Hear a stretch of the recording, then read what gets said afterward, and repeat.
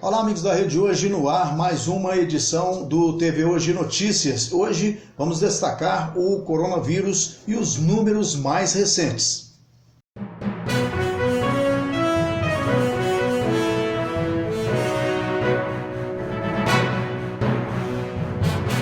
Pois bem, nós vamos fazer um resumo geral da pandemia em Patrocínio especificamente, mas vamos falar também um pouco de Minas, um pouco do Brasil e vamos ouvir o que tem a dizer o governo de Minas sobre a pandemia, quais as decisões estão sendo tomadas em relação à doença, em relação à flexibilização e outros assuntos que estarão em pauta nesta edição do TV Hoje Notícias. Vamos lá.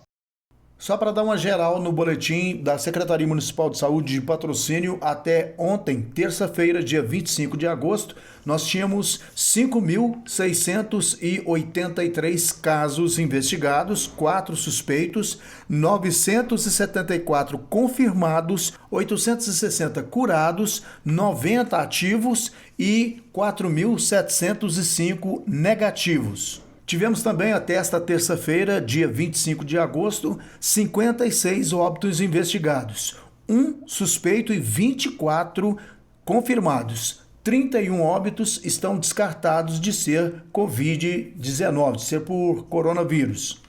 A questão da internação em Patrocínio até esta terça, dia 25 de agosto, né? Nós tivemos só em Patrocínio, de pacientes de Patrocínio, o total de 11 internados, 5 em UTI e 6 em enfermaria.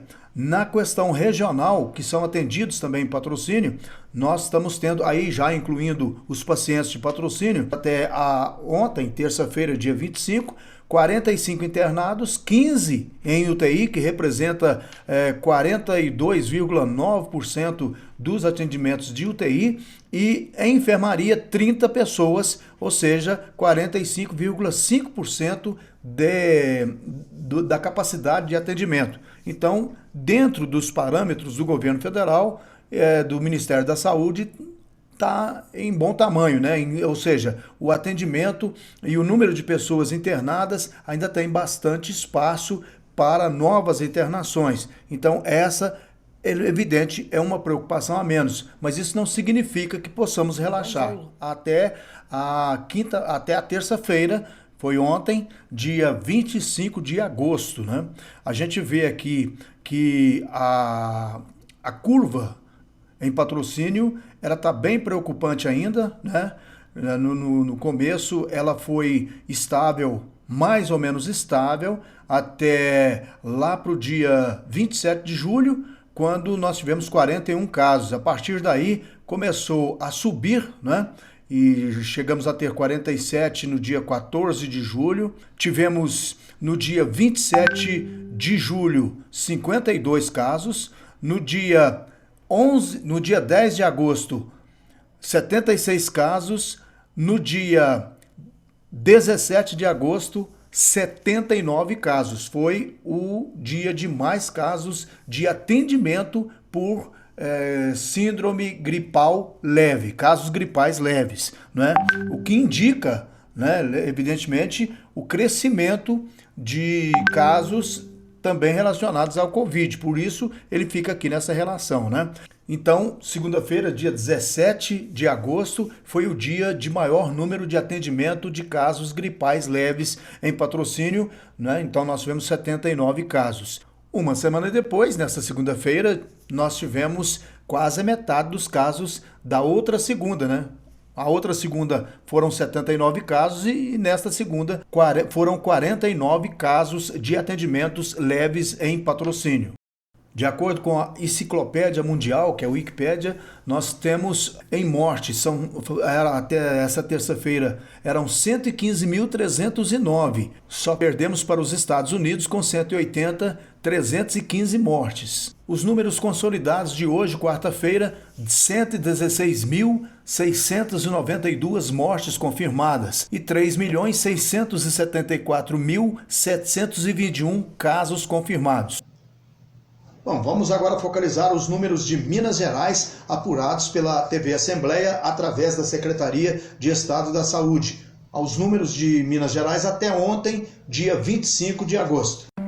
O estado registrou 2.816 novos casos da Covid-19 nas últimas 24 horas. O total de atingidos pela doença chega a 198.736. Há ainda 31.349 pessoas em acompanhamento. As mortes confirmadas já somam 4.847. Nas últimas 24 horas, 42 pacientes perderam a vida por causa da Covid-19 em Minas. Houve uma leve queda nos números de casos e de óbitos no estado quando comparamos dados dos últimos 7 dias com a semana anterior. Foram 693 mortes contra 541 na última semana. 152 óbitos a menos. No mesmo período, a queda de casos foi de 287. O governo acredita que essa situação deva se manter de agora em diante, confirmando um platô com início de tendência de queda. Bem, agora é hora de saber o que está fazendo o governo de Minas na Secretaria de Saúde de Minas Gerais para combater a pandemia. Vamos saber também sobre flexibilização e outros temas que o secretário da Saúde de Minas e seus assessores vão destacar agora. A jornalista Débora Costa, Rádio CBN, pergunta ao secretário Carlos Eduardo. A FUNED vai implementar um novo tipo de exame para a Covid-19 a partir da saliva. Qual a diferença desse método para outros exames já existentes, como o PCR? A eficácia dos resultados já foi comprovada? Quando os exames serão realizados?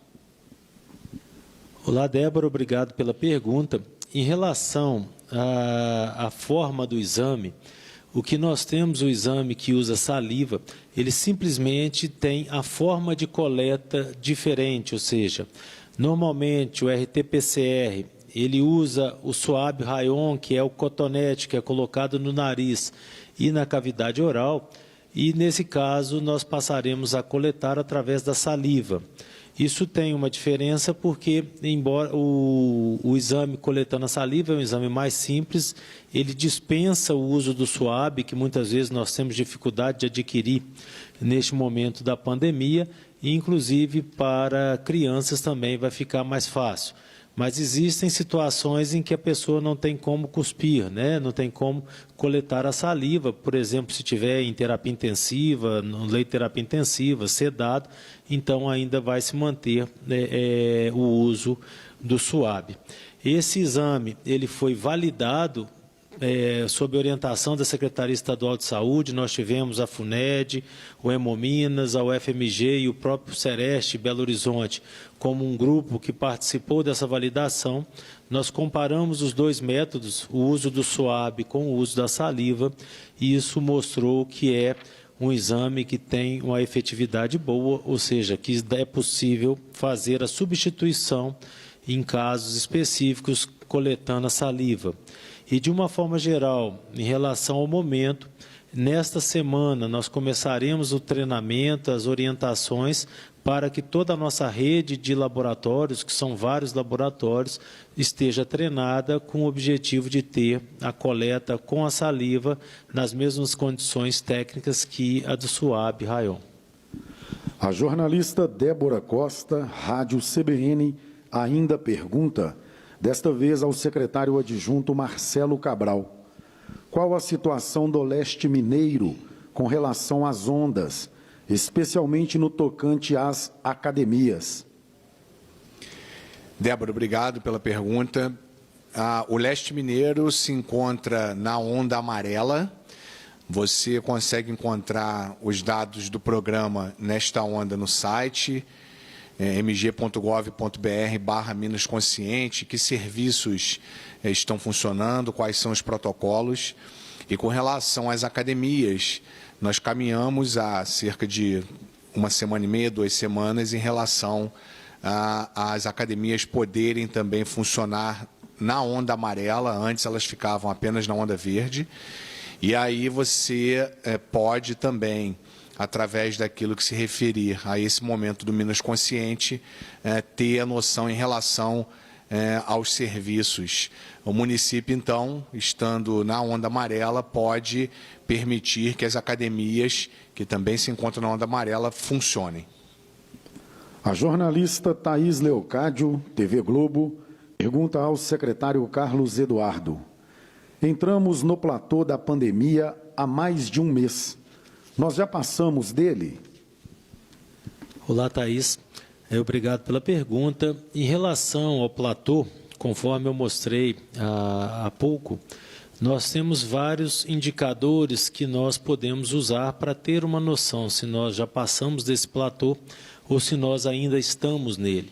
Nós usamos tanto o percentual de casos positivos, quanto a demanda por internação, a ocupação de leitos e também os óbitos, entre vários outros indicadores.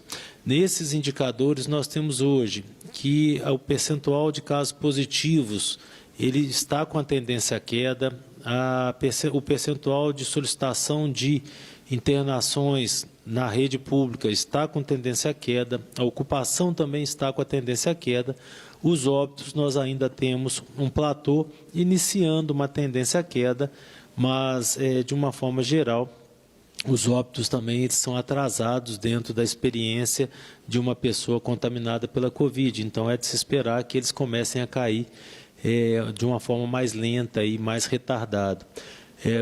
Sendo objetivo em relação à sua pergunta, o que nós vemos hoje é que o platô ele se configurou com muita clareza. Para nós isso foi muito importante, que mais do que um platô propriamente dito, configurou que parou de subir. E neste momento o que nós estamos começando a ver são alguns sinais de que estamos passando do platô, começando a queda. O jornalista Gabriel Rodrigues, jornal O Tempo e Rádio Super, pergunta ao secretário adjunto.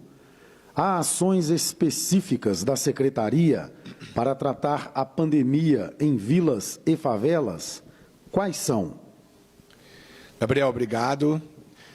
Há ações, sim, para esses grupos. Eu imagino que vilas você esteja se referindo a situações de aglomeração parecidas como os aglomerados.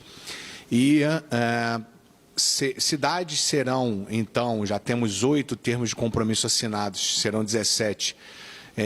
Assinar esses termos, então, para recebimento, através de um repasse da Secretaria de Estado de Saúde, de 3 milhões, para que essas pessoas possam ser acomodadas em hotéis esses que também seguirão os protocolos estabelecidos, até porque estão em localidades que já contam com essas condições, e as cidades que se habilitarão, como aquelas que já se habilitaram para este repasse, são cidades que possuem mais de 150 mil habitantes, em que a taxa de incidência é 50% da média estadual, que tem aplicativos, programas, digamos assim, monitoradores que podem acessar os dados referentes à pandemia, a exemplo do CIVEP Gripe e o ex-SUS, e que esses aglomerados apresentem condições que se adequem, então, a esses parâmetros para recebimento desses valores. Então, há ações específicas, há uma ação específica que é o repasse de 3 milhões, houve aí a participação do Ministério Público do Estado de Minas Gerais e atenderá, então, cidades que têm essas características agora mencionadas. A última pergunta do boletim epidemiológico de hoje, secretário Carlos Eduardo, também será do jornalista Gabriel Rodrigues, jornal O Tempo e Rádio Super. Qual o impacto das fake news no combate à pandemia no Estado? Gabriel, bom dia, boa tarde. Em relação a fake news, eu entendo que nós aqui na Secretaria Estadual de Saúde, no governo do Estado de Minas Gerais, nós temos tentado, reiteradas vezes, trazer informações de qualidade, quer sejam aqui na entrevista coletiva, quer sejam entrevistas a vários meios de comunicação, participando de lives, de videoconferências, ou seja, nesse contexto, o que nós tentamos fazer é ser uma fonte de qualidade de informação, Por outro lado, também, o que nós vemos é que as fake news, muitas vezes, embora algumas sejam exageradas, elas fazem parte da liberdade de expressão, né? Que todas as pessoas, elas podem e devem se expressar. Então, eu entendo também que isso faz parte da democracia.